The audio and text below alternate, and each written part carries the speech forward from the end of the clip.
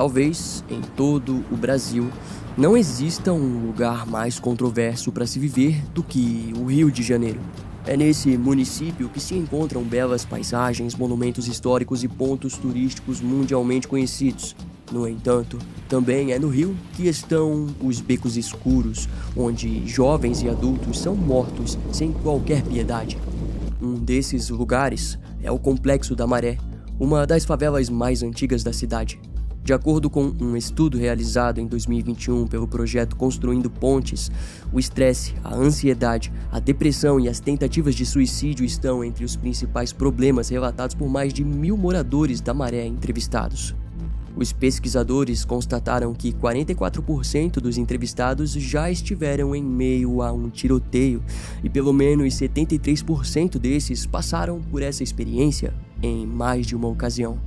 Além disso, mesmo aqueles que não vivenciaram diretamente episódios de violência, a maioria relatou ter alguém próximo que foi ferido ou morto. As entrevistas também revelaram que 24% das pessoas já testemunharam alguém sendo espancado ou agredido de forma violenta.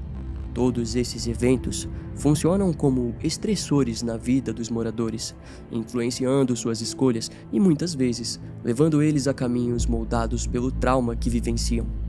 E foi exatamente nesse contexto que Marielle Franco nasceu. Ela era uma garota comum, moldada pela vida na favela. Marielle conhecia intimamente a alma da violência e entendia o seu poder de transformar vidas para sempre. Assim, aos 18 anos, sua jornada pela justiça social começou a tomar forma quando ela passou a trabalhar como educadora infantil. Ainda muito jovem, Marielle enfrentou uma tragédia que despertaria algo profundo em seu interior: a morte de uma amiga próxima, vítima de um confronto entre policiais e traficantes. O impacto desse episódio apenas intensificou o que já florescia dentro dela. E então, em 2002, Marielle ingressou na Pontifícia Universidade Católica do Rio de Janeiro, carregando consigo as aspirações e as dores de sua comunidade. Sua trajetória acadêmica culminou em um mestrado na Universidade Federal Fluminense, onde escreveu uma dissertação inquietante sobre a pacificação das favelas do Rio de Janeiro. Em seu texto, Marielle expôs como as unidades de polícia pacificadora reduziam a complexidade das favelas a um sistema opressor e superficial, ignorando as verdadeiras necessidades dos moradores. Anos depois, em 2006, Marielle Franco se tornou uma peça essencial na equipe de campanha de Marcelo Freixo, que concorria a um cargo na Assembleia Legislativa do Rio de Janeiro. E quando Freixo conquistou a posição, Marielle assumiu a coordenação da Comissão de Defesa dos Direitos Humanos e Cidadania, onde se destacou pelo trabalho junto aos familiares de vítimas da violência policial. O seu comprometimento era exemplar. Tanto civis quanto policiais vitimados encontravam nela um apoio raro e indispensável. Um ex-comandante da Polícia Militar, que colaborou com ela em casos envolvendo policiais mortos, afirmou mais tarde que seria uma bobagem dizer que Marielle não defendia os policiais. Anos depois, Marielle deu um passo ainda mais ousado ao concorrer ao cargo de vereadora pelo PSOL, em uma coligação com o Partido Comunista Brasileiro chamada Mudar é Possível. Com mais de 46 mil votos, ela se tornou a quinta vereadora mais votada no município e a segunda mulher mais votada no país. Seu impacto foi imediato e, em pouco tempo, seu trabalho ultrapassou os muros da Câmara Municipal. Na presidência da Comissão de Defesa da Mulher, Marielle abordou temas sensíveis e frequentemente negligenciados, como a violência contra as mulheres e a garantia dos direitos reprodutivos nos termos da lei. Durante o seu mandato, ela apresentou 16 projetos de lei, dos quais 2 foram aprovados: a regulamentação do serviço de mototáxi e a lei das casas de parto, criada para oferecer locais seguros e humanizados para partos normais. Contudo, a sua atuação não se limitava à esfera legislativa. Marielle Franco desafiava diretamente os poderosos, com uma postura firme contra os abusos policiais e a violência estatal. Ela denunciava incansavelmente as violações de direitos humanos, ganhando tanto respeito quanto inimigos influentes. Então, em fevereiro de 2018, com a intervenção militar no Rio de Janeiro decretada pelo governo federal, Marielle foi escolhida como relatora de uma comissão responsável por monitorar a atuação das forças federais. Rapidamente, O seu nome passou a ser associado a denúncias de abuso de poder e de violência militar nas comunidades. Essa posição de destaque a colocou na linha de frente do combate político e, ao mesmo tempo, a tornou alvo de uma poderosa milícia carioca que tramava contra sua vida. E assim iniciamos o episódio de hoje. Permita-me apresentar, eu sou Brian Emendorfer e seja bem-vindo a mais um episódio aqui no Colecionador de Ossos. Agora, vamos explorar o desfecho de um dos casos políticos mais marcantes dos últimos anos, trazendo à tona consequências fatais de uma luta incessante pelo que é certo em um dos estados mais violentos do Brasil.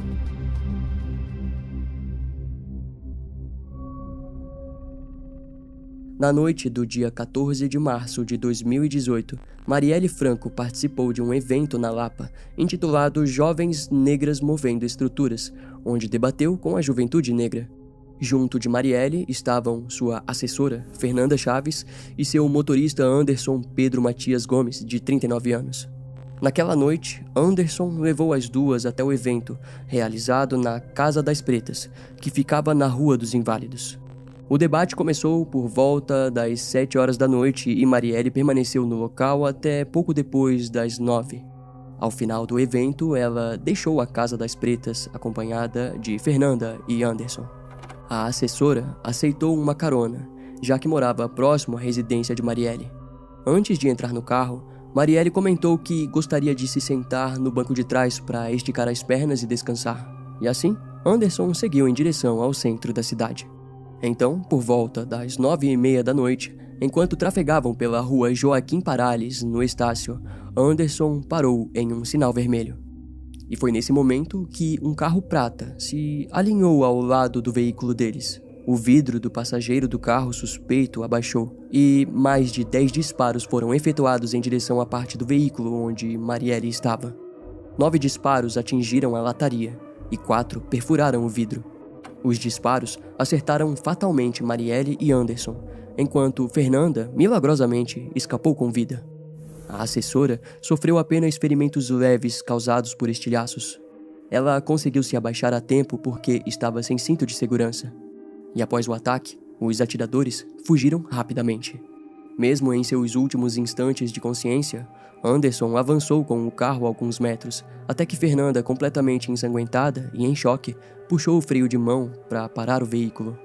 Fernanda não conseguiu ouvir ou ver qualquer reação de Marielle em relação aos disparos. Ela acreditava inicialmente que haviam sido pegos em meio a um tiroteio entre policiais e criminosos, sem suspeitar que se tratava de um atentado premeditado.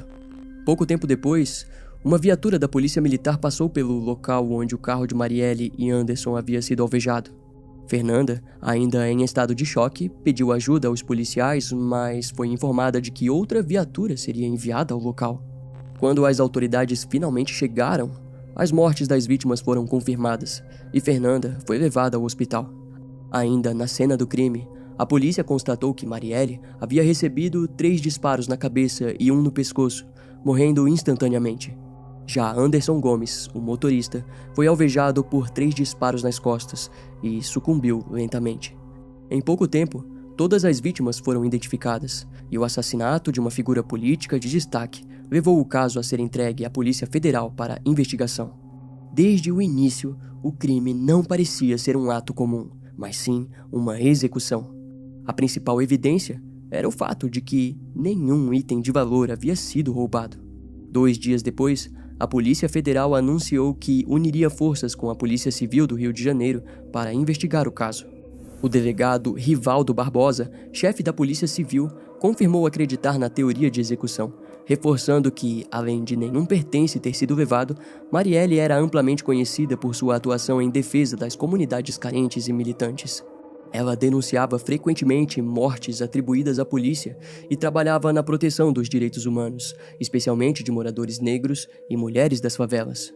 Rivaldo destacou que, poucos dias antes de ser assassinada, Marielle havia denunciado publicamente o 41º Batalhão da Polícia Militar de Yacari. Segundo dados do Instituto de Segurança Pública, compartilhados pela vereadora em suas redes sociais, o batalhão era responsável pelo maior número de mortes registradas nos últimos 5 anos. Essas denúncias tornaram Marielle um alvo evidente de represálias. Os investigadores responsáveis pelo caso levantaram a hipótese de que Marielle estava sendo monitorada, possivelmente através de suas atividades online. Essa suspeita ganhou força devido ao hábito da vereadora de convocar pessoas para eventos por meio de suas redes sociais, onde também divulgava sua localização futura, incluindo o evento realizado na noite de seu assassinato. Com base em depoimentos de testemunhas, os investigadores descobriram que um Chevrolet Cobalt prata foi visto nas proximidades, possivelmente o veículo usado pelos assassinos. Essa teoria foi confirmada quando imagens de câmeras de segurança próximas à Casa das Pretas mostraram 2 homens dentro de um Cobalt prata. As gravações revelaram que, após Marielle deixar o local, o carro suspeito seguiu o veículo dela por aproximadamente 4 quilômetros antes de cometer o ataque. O Laboratório de Balística do Rio de Janeiro ficou encarregado das análises do crime e identificou o tipo de munição usada pelos criminosos. A arma era de calibre 9mm, com origem questionável, pois esse tipo de munição e armamento dificilmente estaria disponível para civis. A munição usada no crime foi identificada como pertencente a um lote da Polícia Federal, o mesmo utilizado em uma chacina ocorrida em São Paulo em 2015, na qual 17 pessoas foram mortas por 3 policiais militares e um guarda civil. Todos os envolvidos nesse massacre em questão foram condenados. Fontes da Polícia Federal compartilharam que o lote havia sido originalmente distribuído entre várias unidades da corporação. As unidades de São Paulo e do Distrito Federal receberam a maior quantidade, com mais de 200.000 cápsulas cada. Posteriormente, investigações mais aprofundadas revelaram que a munição utilizada no assassinato de Marielle Franco havia sido roubada anos antes de uma sede dos Correios na Paraíba. Os itens recuperados foram submetidos a análises de impressões digitais e DNA, na tentativa de identificar o autor do crime através de registros criminais. Contudo, essas análises não produziram resultados concretos. Inicialmente, acreditava-se que a arma usada no crime fosse uma pistola, mas essa hipótese seria contestada com o avanço das investigações. Nos meses seguintes, as apurações permaneceram, em grande parte, sob sigilo. E, paralelamente, uma onda de protestos tomou conta do Brasil, com manifestações exigindo justiça pelo assassinato da vereadora. E assim, a pressão pública manteve o caso no centro das atenções. Eventualmente, uma denúncia anônima levou os investigadores até Minas Gerais, onde supostamente estaria o carro usado pelos assassinos. No entanto, a pista logo se mostrou falsa. Nas etapas iniciais das investigações, acreditava-se que 3 homens estavam dentro do Chevrolet Cobalt e que um segundo veículo poderia ter dado suporte durante o crime. Além disso, uma reportagem exibida na TV Globo trouxe à tona o depoimento de 2 testemunhas, que até então não haviam sido ouvidas pela polícia. Essas testemunhas relataram que o carro dos assassinos prensou o veículo de Marielle contra a calçada, quase subindo meio-fio. Contrariando as imagens de câmeras de segurança, as testemunhas afirmaram ter visto apenas um carro no local do crime. De acordo com elas, um homem negro estava no banco de trás do veículo dos assassinos. Ele teria estendido o braço para fora da janela, segurando uma arma de cano longo com algo que parecia ser um silenciador, e após os disparos, o carro teria fugido rapidamente.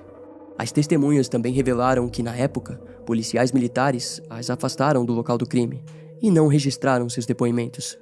Depois disso, no dia 10 de abril, os investigadores responsáveis pelo caso encontraram fragmentos parciais de digitais nas cápsulas de 9mm utilizadas no assassinato. As cápsulas foram localizadas na esquina das ruas João Paulo I e Joaquim Palhares, no Estácio, onde o ataque ocorreu. 8 dessas cápsulas pertenciam ao mesmo lote vendido pela Companhia Brasileira de Cartuchos ao Departamento da Polícia Federal em Brasília, posteriormente distribuído por todo o país. A 9ª cápsula fazia parte de um carregamento importado e, segundo os investigadores, apresentava características especiais. Essas peculiaridades tornavam ela semelhante a um projétil usado em um homicídio ocorrido em outra área do Rio de Janeiro. No laboratório, os especialistas enfrentaram dificuldades para coletar digitais ou outras evidências que pudessem ser inseridas no banco de dados da Polícia Civil e Federal, pois as cápsulas estavam fragmentadas. Apesar disso, o material foi considerado uma evidência importante para futuras comparações com as digitais de possíveis suspeitos. E enquanto as autoridades avançavam nas investigações, emissoras de televisão focaram em expor possíveis falhas no processo. Em maio, a Record TV exibiu uma reportagem que apontava erros graves na condução do caso. A emissora revelou que o carro usado pelas vítimas permaneceu abandonado no pátio da Delegacia de Homicídios por 40 dias, sem que todas as avaliações e exames necessários fossem realizados. Além disso, foi relatado que os corpos de Marielle e Anderson não passaram por exames de raio-x, o que seria um procedimento padrão em investigações desse tipo. A reportagem também antecipou uma informação que, dias depois, seria confirmada oficialmente pela polícia. Marielle e Anderson não foram mortos por disparos de pistola, como inicialmente acreditado pelos investigadores. Na verdade, os dois foram mortos por uma submetralhadora HK-MP5. A emissora destacou que esse tipo de arma é extremamente difícil de ser obtido por criminosos comuns e geralmente é utilizado por tropas de elite da polícia. Outro ponto levantado pela Record foi o fato de as câmeras da prefeitura instaladas na rua onde o crime aconteceu terem sido desligadas dias antes do duplo homicídio, o que sugeria premeditação por parte dos responsáveis. Em resposta às revelações da reportagem, as autoridades e órgãos responsáveis alegaram sigilo nas investigações e se recusaram a comentar os fatos apresentados. Ainda em maio, os investigadores lidaram com o depoimento de uma outra testemunha que apontava o vereador Marcelo Siciliano e o ex-policial militar e miliciano Orlando Oliveira de Araújo como mandantes do assassinato de Marielle Franco. Segundo essa testemunha, a motivação seria o impacto das ações comunitárias de Marielle em áreas de interesse da milícia. A testemunha afirmou ter participado de reuniões entre Marcelo e Orlando, nas quais os dois teriam manifestado o desejo de eliminar Marielle. Em seu relato, a testemunha afirmou que Orlando teria dito em uma dessas reuniões que a vereadora estava atrapalhando seus negócios. Ele também teria comentado com o siciliano que a situação precisava ser resolvida logo. Além de detalhar as datas das reuniões, a testemunha forneceu os nomes de 4 homens supostamente escolhidos para executar o assassinato. Com isso, os indivíduos passaram a ser investigados pela polícia. Posteriormente, a testemunha foi identificada como o policial militar Rodrigo Jorge Ferreira. No entanto, cerca de 1 ano depois, as investigações comprovariam que seu depoimento era falso e que ele havia mentido a mando das milícias. Aparentemente, o objetivo era desviar as atenções e dificultar a identificação dos verdadeiros mandantes do crime. Orlando Oliveira de Araújo, conhecido como Curicica, conseguiu comprovar que não participou da organização do assassinato. Ele também denunciou os depoimentos falsos à cúpula da Segurança Pública do Estado do Rio de Janeiro. Mas, até que essas informações fossem esclarecidas, tanto Orlando quanto Marcelo Siciliano eram considerados fortes suspeitos.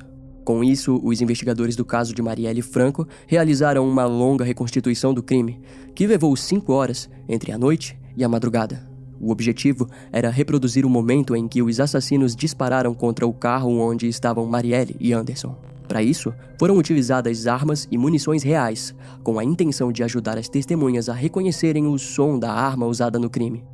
A ex-assessora de Marielle e sobrevivente do ataque, Fernanda Chaves, também participou da reconstituição. Fernanda havia deixado o Brasil logo após o assassinato e permaneceu em Madrid, na Espanha, por 3 meses. Em 2024, Fernanda revelou detalhes interessantes sobre esse período. Ela contou que precisou deixar a casa onde morava apenas 2 dias e meio após o atentado, e desde então ficou longe do Rio. Durante sua estadia em Madrid, Fernanda foi exonerada do cargo de assessora e só retornou ao Brasil para participar da reconstituição do crime. A conclusão oficial da reconstituição foi que os assassinos usaram uma submetralhadora HK-MP5 com silenciador. Essa arma, capaz de disparar até 800 vezes por minuto, como já sabemos, havia sido mencionada anteriormente pelas emissoras de TV como sendo a arma utilizada no crime. Então, em agosto de 2018, a polícia passou a investigar o possível envolvimento da milícia conhecida como Escritório do Crime. Essa suspeita ganhou força após o grupo ser apontado como responsável pela morte do empresário Marcelo Diotti de Mata, ocorrido no estacionamento de um restaurante na Avenida das Américas. Curiosamente, a execução de Diotti aconteceu no mesmo dia em que Marielle Franco foi assassinada. As investigações indicavam que o escritório do crime poderia estar envolvido em mais de uma dezena de homicídios em todo o estado, alguns deles datados desde 2002. Havia também suspeitas de que o grupo estivesse por trás da morte do banqueiro ligado ao jogo do bicho, Valdomiro Paz Garcia, que aconteceu em 2004. As descobertas apontavam que a milícia poderia ter executado Marielle como forma de impedir que ela continuasse atrapalhando seus negócios ilegais. E, entre as atividades, Marielle vinha combatendo também operações imobiliárias conduzidas por milicianos, em especial um projeto de verticalização na comunidade do Rio das Pedras, que causaria grandes prejuízos ao grupo. À medida em que as investigações avançavam, o número de suspeitos crescia rapidamente. O Ministério Público do Rio de Janeiro anunciou, na mesma época, que havia identificado o biotipo do atirador e, com base em análises intensivas de imagens, conseguiram mapear outros locais por onde o carro dos executores passou antes do crime. Nesse período, Orlando Oliveira de Araújo, o Curicica, voltou a ser alvo de investigações e recebeu a visita da promotoria. A Procuradora-Geral da República, Raquel Dodge, também se envolveu diretamente no caso, pedindo a federalização das investigações.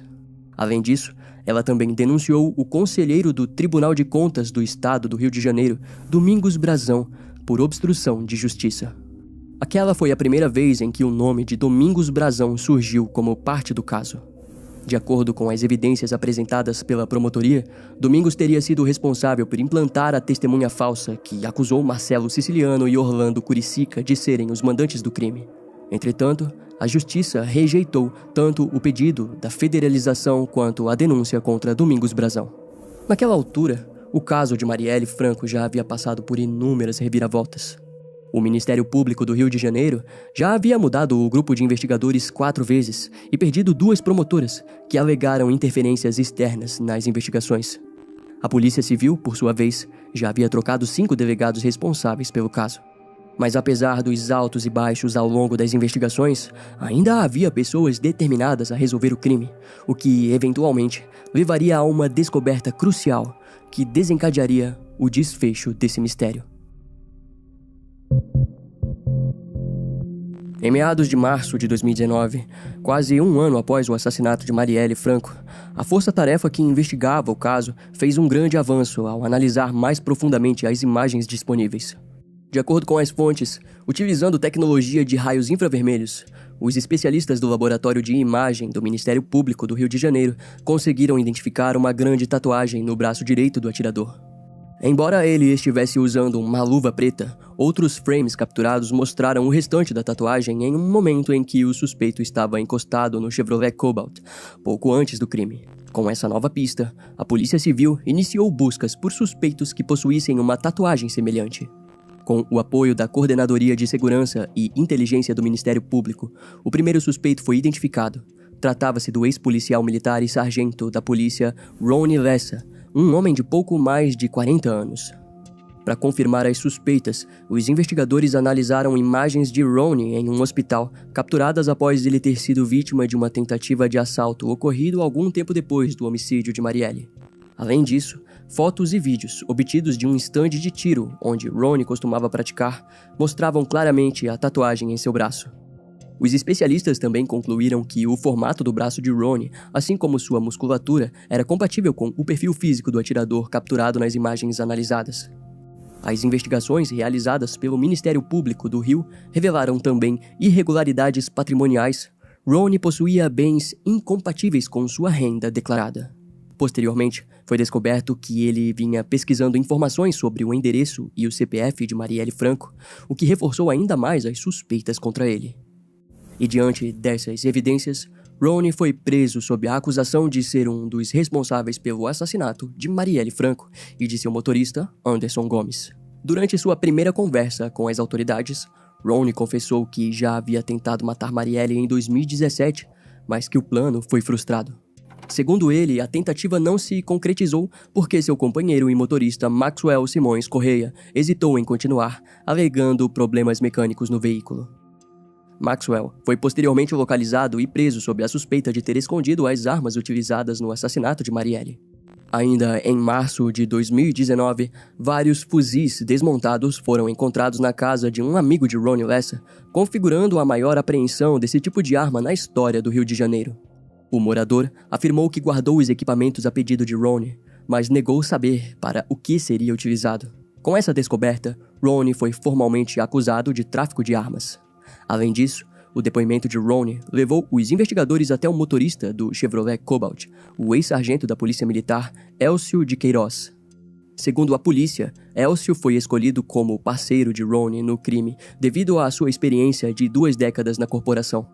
Os dois se conheciam há mais de 30 anos e tinham uma forte amizade, intensificada após 2015, quando Elcio foi expulso da PM por envolvimento com milícias. Desde então, Ronnie se tornou o maior apoio de Elcio, que o via como um irmão e demonstrava grande admiração por ele. Em depoimento, Elcio reconheceu ter recebido a ajuda financeira de Ronnie, mas afirmou que sua relação com ele ia além de interesses materiais. No momento de sua prisão, a polícia encontrou 8 munições de fuzil calibre 5.56 escondidas debaixo do banco do carona de seu Renault Logan. Já em sua residência foram apreendidas uma pistola Glock calibre .380 com 5 carregadores e 46 munições, além de uma pistola Taurus calibre 40 com 3 carregadores e 72 munições. Com isso, Elcio foi acusado pelos assassinatos de Marielle Franco e Anderson Gomes, além de porte ilegal de munição e posse de armas, carregadores e munições.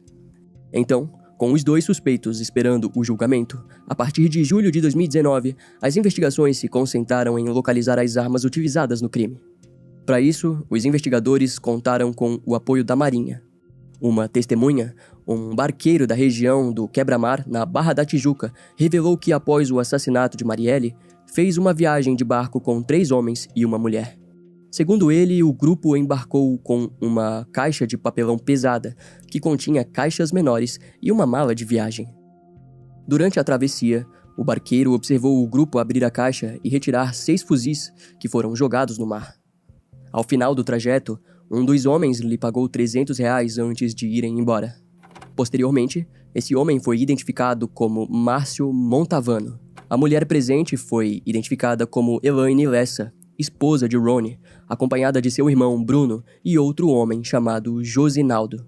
Todos esses foram presos e acusados do envolvimento na ocultação das armas do crime.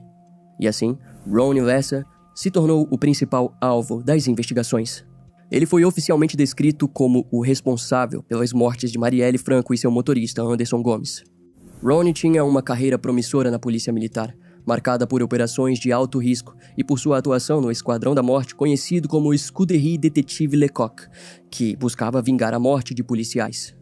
Sua trajetória na polícia começou em 1991, quando ingressou na corporação e passou a atuar no Batalhão de Choque e no Batalhão de Operações Policiais Especiais, o BOP.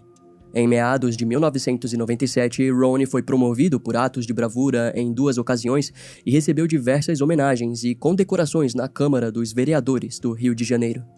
Em 2003, ele foi transferido para a Polícia Civil, onde permaneceu até a sua aposentadoria em 2010. No entanto, pouco antes de se aposentar, Ronnie sofreu um ferimento grave quando uma granada explodiu dentro de seu carro. Na época, o então deputado federal Jair Bolsonaro auxiliou para que Ronnie recebesse atendimento na Associação Brasileira Beneficente de Reabilitação. Segundo um antigo colega, Ronnie se via como uma espécie de soldado da Guerra do Vietnã. Do seu ponto de vista, ele poderia ser comparado a um assassino em série, dada a quantidade de mortes que já havia causado. Esse mesmo colega relatou ter visto Ronnie ser baleado várias vezes em ação, mas ele sempre se mantinha de pé como uma máquina de matar. O histórico violento de Ronnie levantou suspeitas de que ele também estivesse envolvido em uma operação policial ocorrida na favela Parque Colúmbia, em setembro do ano 2000, que resultou na execução de 2 pessoas. Com o avanço das investigações, descobriu-se que, embora tivesse se aposentado com honrarias, Ronnie estava longe de ser um exemplo de bravura. Na verdade, ele atuava como chefe de uma milícia na zona oeste do Rio e era dono de um bingo clandestino na Barra da Tijuca, inaugurado no dia 24 de julho de 2018, apenas alguns meses após o assassinato de Marielle. Ainda em 2018, a polícia apreendeu cerca de 80 máquinas caça-níquel em um restaurante que servia como fachada para o bingo. As ações de Ronnie visavam expandir seus negócios ilegais para áreas controladas por traficantes de drogas, aumentando ainda mais sua influência na região. Enquanto as investigações avançavam, em dezembro de 2019, a Polícia Civil e o Ministério Público identificaram uma nova testemunha crucial para o caso. Tratava-se de Eduardo Almeida Nunes de Siqueira, um morador da comunidade de Muzema, uma favela dominada pela milícia. Eduardo era conhecido por clonar veículos e, segundo as investigações, teria feito isso com o Chevrolet Cobalt, um modelo muito semelhante ao utilizado no assassinato de Marielle Franco. Seguindo essa pista, os investigadores descobriram que Eduardo possuía um advogado em comum com Ronnie Lessa, o que reforçou ainda mais as suspeitas sobre sua ligação com o crime. Durante seu depoimento, Eduardo negou saber como o veículo foi utilizado, mas admitiu estar ciente das semelhanças entre o carro clonado e o automóvel usado no homicídio. À medida em que novas informações surgiam, os investigadores se sentiam mais próximos de identificar os mandantes do crime. Até aquele momento, as motivações de Ronnie permaneciam obscuras, mas começaram a ganhar clareza na medida em que nomes importantes começaram a ser mencionados no decorrer das apurações. O primeiro a fornecer informações comprometedoras sobre os mandantes do crime foi Elcio de Queiroz. Por meio de um acordo de delação premiada com o Ministério Público, Elcio confirmou que a ordem para assassinar a vereadora Marielle Franco havia sido emitida desde 2017, corroborando o que Ronnie Lessa havia dito anteriormente. Elcio revelou que, após o homicídio, ele e Ronnie foram a um bar, onde permaneceram bebendo até por volta das 3 horas da madrugada. No dia seguinte, ambos se livraram do veículo, adulterando ele, e descartaram a arma usada no crime. Com Elcio admitindo ter dirigido o Chevrolet Cobalt usado no ataque e fornecendo detalhes adicionais sobre as mortes de Marielle e Anderson, Ronnie se viu pressionado e sem alternativas. Então, ele também optou por colaborar, firmando um acordo com a Polícia Federal. Dessa vez, no entanto, ele revelou os nomes dos mandantes do crime. O primeiro nome citado foi o do conselheiro do Tribunal de Contas do Estado do Rio de Janeiro, Domingos Brazão, que já havia sido acusado anteriormente pela Procuradora-Geral da República, Raquel Dodge, de obstrução de justiça. Na época, o nome de Domingos já estava ligado a pelo menos um homicídio e diversas suspeitas de corrupção e associação com milícias e quadrilhas. De acordo com Ronnie, o crime foi ordenado como uma vingança contra Marcelo Freixo, ex-deputado estadual e presidente da CPI das milícias, de quem Marielle havia sido assessora. Além disso, foi revelado que a Agência Brasileira de Inteligência, ABIN, havia sido utilizada para monitorar o andamento das investigações sobre as mortes de Marielle Franco e Anderson Gomes. Investigações da Polícia Federal revelaram que o governo do ex-presidente Jair Bolsonaro utilizou a ABIN para obter informações sobre investigações da Polícia Federal, além de utilizarem a agência para monitorar figuras importantes como inimigos políticos, aliados do governo e até mesmo autoridades do Supremo Tribunal Federal. É isso mesmo, havia uma agência do Brasil monitorando outra agência, algo que até hoje soa muito estranho. Ronnie Lessa também apontou outros envolvidos. O irmão de Domingos Brazão, Chiquinho Brazão, recém-eleito deputado federal na época e próximo de Marielle, e o delegado Rivaldo Barbosa, que havia assumido como chefe da Polícia Civil do Rio de Janeiro um dia antes do crime. Em março de 2024, todos eles foram presos sob a acusação de serem os mandantes do atentado contra Marielle Franco. Os 3 se tornaram alvos da Operação Murder, uma iniciativa conjunta da Procuradoria-Geral da República, do Ministério Público do Rio de Janeiro e da Polícia Federal. A operação foi criada para investigar exclusivamente os homicídios de Marielle Franco e Anderson Gomes, bem como a tentativa de homicídio da ex-assessora Fernanda Chaves. Em agosto de 2024, durante a audiência de instrução e julgamento, uma nova testemunha, o motorista de aplicativo Otacílio Antônio Dias Júnior, revelou que o bombeiro Maxwell Simões Correia havia pagado R$ 2.500 pelo Chevrolet Cobalt prata clonado usado no crime. Além disso, o inquérito da promotoria apresentou evidências de que o delegado Rivaldo Barbosa não apenas ajudou a planejar o crime, mas também tentou atrapalhar e atrasar as investigações iniciais. Segundo o relatório da força-tarefa responsável pelo caso, Rivaldo desviou o foco das investigações para proteger os verdadeiros mandantes. O mesmo relatório também concluiu que Rivaldo mantinha relações ilícitas com milicianos e contraventores do estado do Rio de Janeiro, o que reforçou seu envolvimento no caso. As investigações revelaram que entre 2016 e 2021, diversos homicídios ligados a quadrilhas não foram propositalmente investigados pela Delegacia de Homicídios da capital.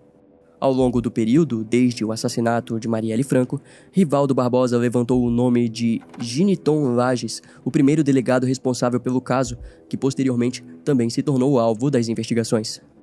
As suspeitas indicavam que Giniton Lages teria agido como um informante dos mandantes do crime. Além disso, ele teria se aproximado da família de Marielle com a intenção de ganhar sua confiança e obter informações privilegiadas sobre pessoas próximas à vereadora, dificultando as tentativas de identificar os verdadeiros mentores do assassinato. Para cumprir esse objetivo, Giniton utilizou o policial Rodrigo Jorge Ferreira, que mencionou falsamente o nome de Orlando Curicica como mandante do crime, desviando o foco das investigações. Na tentativa de reforçar sua fachada, Giniton chegou a escrever um livro intitulado Quem Matou Marielle. Embora na época tenha declarado que o objetivo era ajudar a sociedade a lidar com casos semelhantes no futuro, o projeto foi amplamente visto como uma manobra para manter sua imagem pública. Junto a Giniton, outro nome envolvido foi o do comissário Marco Antônio de Barros Pinto, que também atuava na Delegacia de Homicídios do Rio durante o período do crime. Embora as investigações tenham conectado Giniton e Marco Antônio diretamente ao planejamento do assassinato, ambos foram afastados de suas funções por ordem do Supremo Tribunal Federal devido às suspeitas de má conduta e obstrução das investigações. No total, a trama assassina envolvendo o assassinato de Marielle Franco contou com a participação de 9 pessoas. Os mandantes foram identificados como Domingos Brazão, Chiquinho Brazão e o delegado Rivaldo Barbosa. Rony Lessa foi apontado como o autor dos disparos, enquanto Elcio de Queiroz dirigia o Chevrolet Cobalt utilizado no crime. O ex-bombeiro Maxwell Simões Correia ficou encarregado de desaparecer com a arma do crime e possivelmente também ajudou no descarte do veículo. Edilson Barbosa dos Santos, dono de um ferro velho, colaborou para que o carro fosse desmanchado. Durante seu depoimento, Rony Lessa revelou ainda outros 2 participantes, Robson Calisto, ex-policial militar e ex-assessor de Domingos Brazão, que teria ajudado a sumir com a arma do crime, e o major Ronald Paulo Alves Pereira, responsável por monitorar a rotina de Marielle. À medida em que as investigações avançavam, a motivação por detrás do crime ficava ainda mais clara. De acordo com o inquérito, divergências políticas estavam no cerne da decisão de eliminar Marielle Franco. A vereadora era uma figura ativa na luta contra a grilagem de terras em áreas controladas por milícias na zona oeste do Rio de Janeiro. A grilagem funciona por meio da falsificação de títulos de propriedade para tomar posse ilegal de terrenos. Marielle também se destacava por sua atuação na comunidade de Jacarepaguá, uma região onde a presença de milicianos era forte e muitos apoiadores dos irmãos Brazão estavam estabelecidos. A insatisfação de Chiquinho Brazão com Marielle começou a se intensificar em 2017, quando ela apresentou um projeto de lei que visava a regularização de ocupações clandestinas. Aprovado na época, o projeto afetava diretamente os interesses da milícia e a paciência de Chiquinho chegou ao limite. Segundo as investigações, Edmilson da Silva de Oliveira, que mantinha contato direto com os irmãos Brazão, foi quem sugeriu o assassinato como uma forma de resolver o problema, representado por Marielle.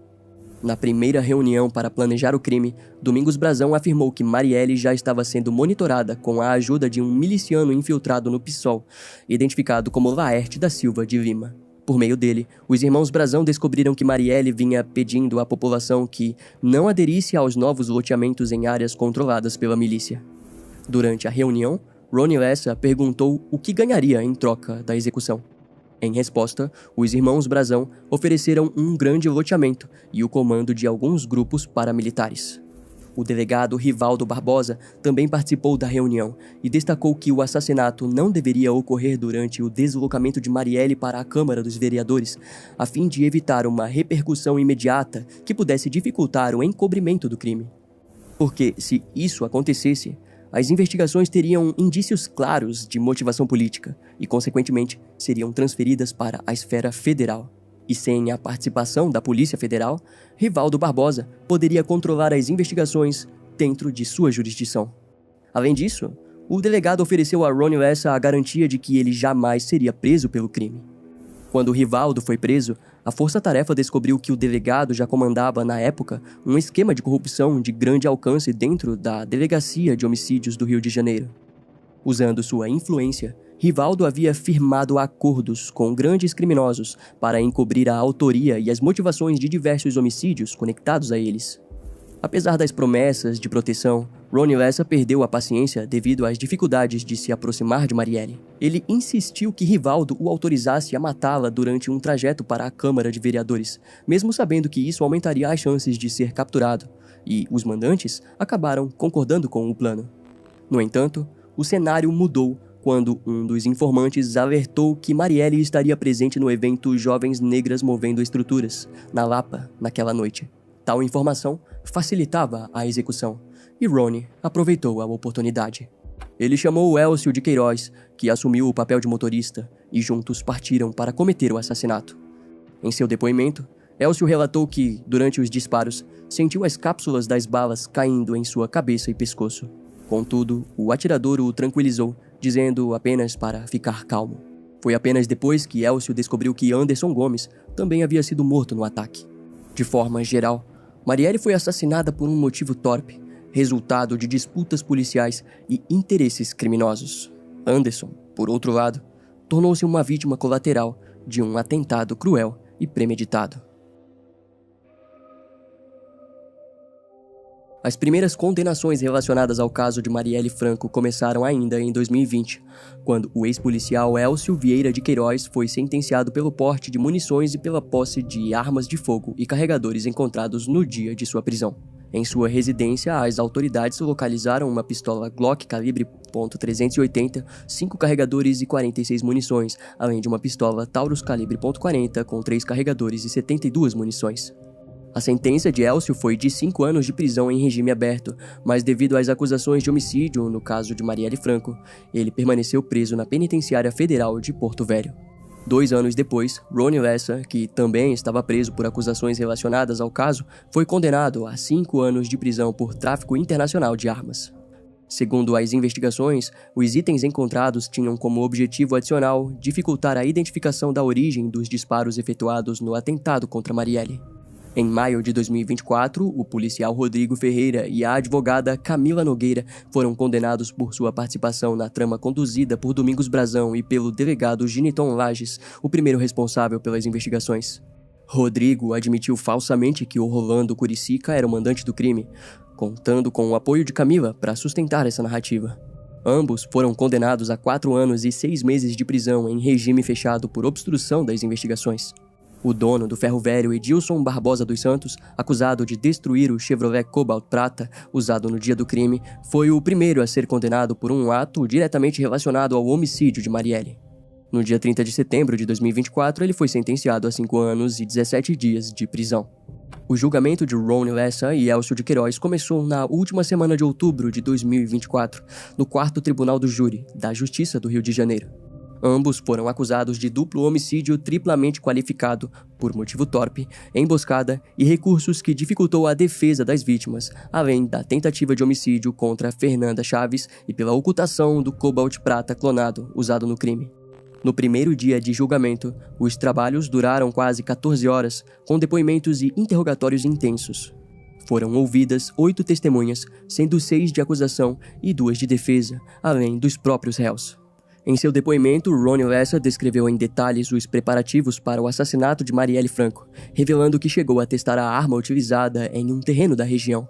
Ele afirmou que a morte de Anderson Gomes foi um erro que não deveria ter acontecido e pediu perdão aos familiares das vítimas. Ronnie alegou que, na época, estava sedento, pois os mandantes haviam garantido uma recompensa de pelo menos 25 milhões de reais em bens pela execução da vereadora. No segundo dia de julgamento, o promotor de justiça Eduardo Moraes pediu que os réus fossem condenados em todas as acusações.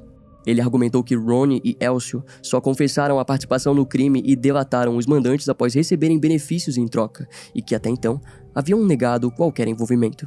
Segundo o promotor, o pedido de desculpas de Ronnie era falso, descrevendo-o, junto com Elcio, como sociopatas incapazes de demonstrar sentimentos ou empatia pelas vítimas e seus familiares.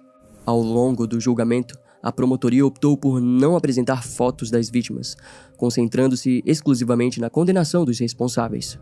Para isso, apresentou toda a investigação policial, incluindo a meticulosa preparação de Ronnie para o crime. Segundo as descobertas, Ronnie monitorava Marielle Franco consultando suas agendas públicas e usando bancos de dados pagos.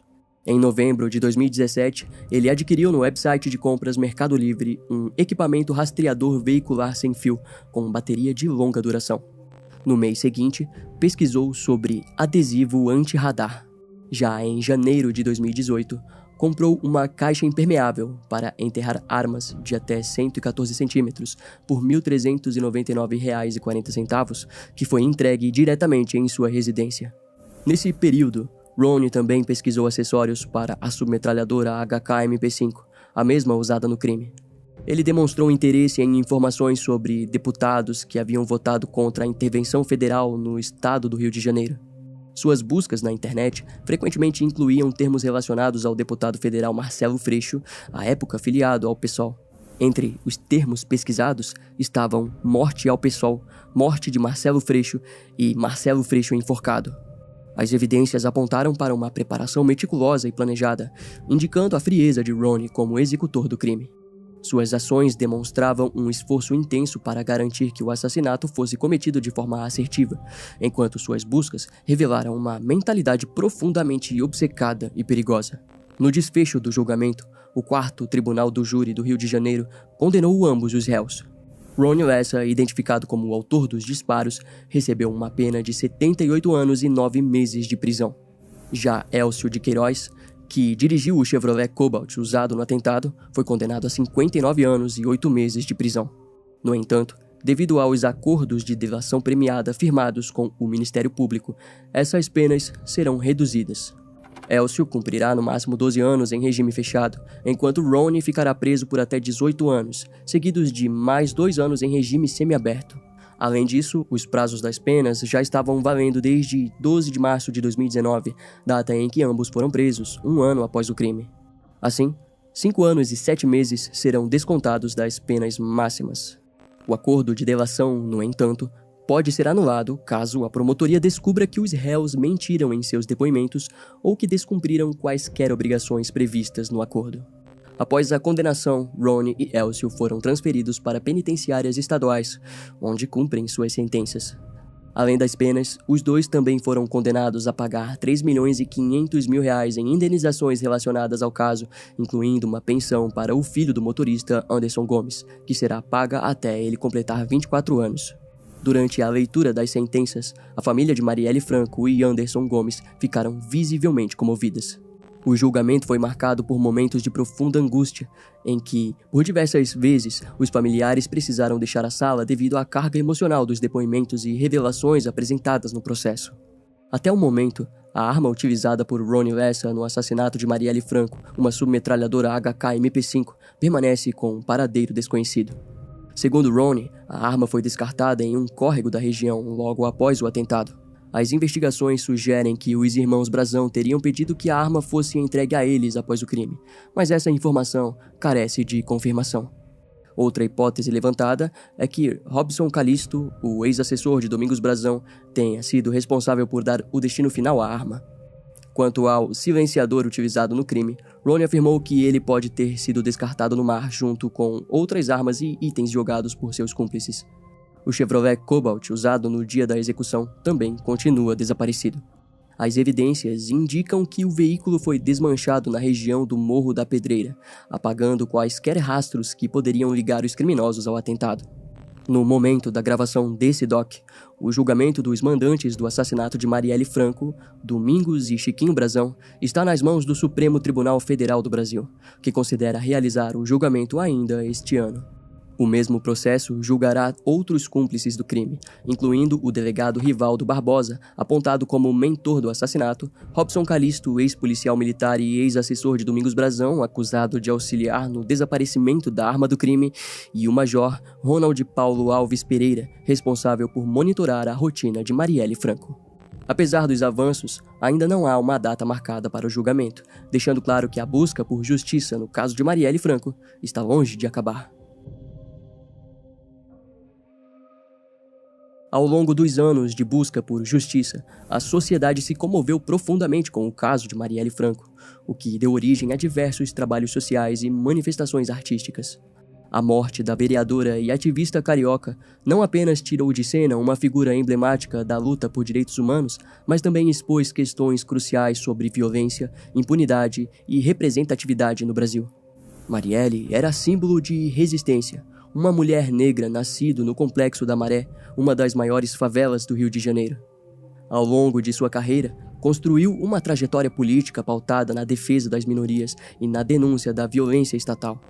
Sua morte, de forma tão brutal e prematura, gerou uma onda de protestos e discursos, tornando evidente que ela não era apenas uma representante dos bairros marginalizados do Rio de Janeiro, mas também uma figura que carregava a esperança de muitos.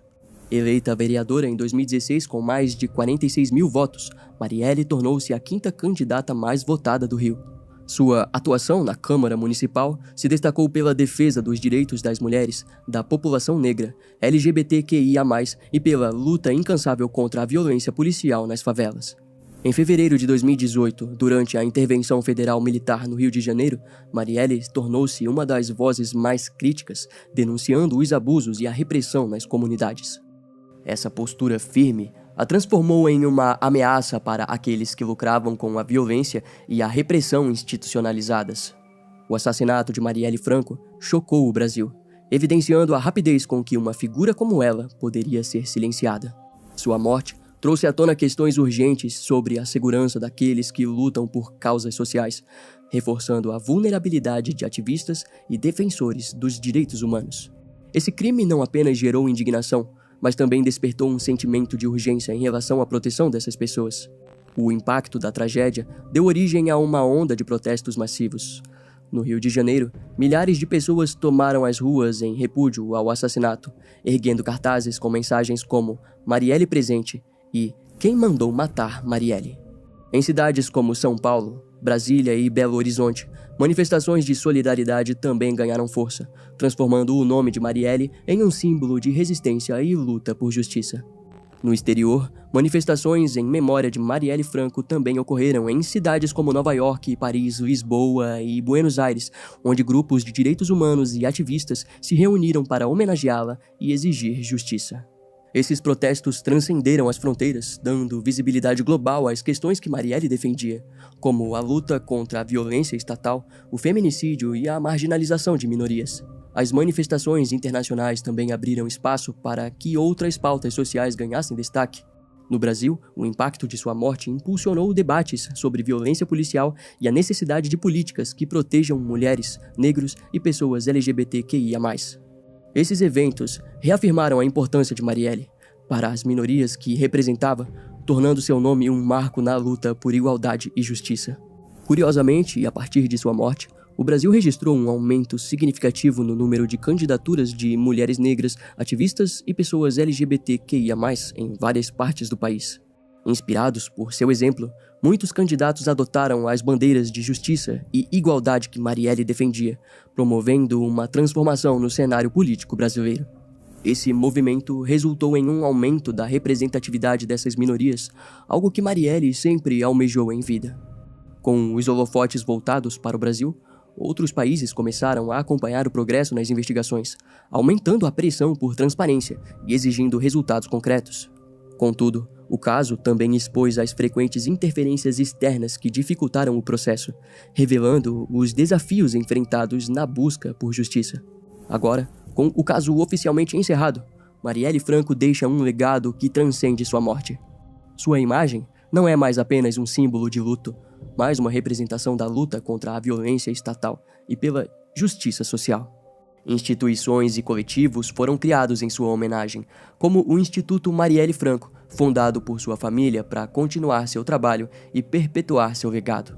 Sua vida e morte inspiraram produções culturais e acadêmicas, desde livros e documentários até teses e seminários que exploram o impacto de sua trajetória política e as brutalidades que culminaram em seu assassinato.